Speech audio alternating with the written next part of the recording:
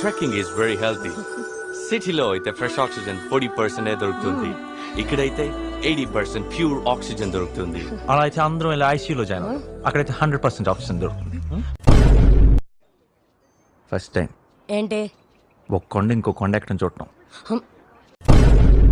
కాదు, నాకు మనవడు ఉన్నాడు, వాడికి చదువు అంటే చిరాకు, వాడికి ఫ్రీగా ట్యూషన్ చెప్పాలి. నువ్వు అయ్యో తప్పకుండా పిహెచ్డి అయ్యేదాకా చెప్పాలి. చెప్తాను సార్, నా పిహెచ్డి అయ్యే వరకు కాదు, వాడి పిహెచ్డి అయ్యేదాకా.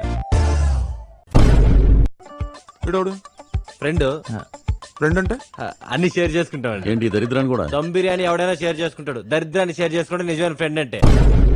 బ్లాక్ టికెట్లు అమ్ముకునేవాడిలా ఉన్నాడు. వీడితో నీకు ఫ్రెండ్షిప్ ఏంటే? కట్ చేయి. ఎవరి గురించి మాట్లాడుతున్నారు సార్? వీడే.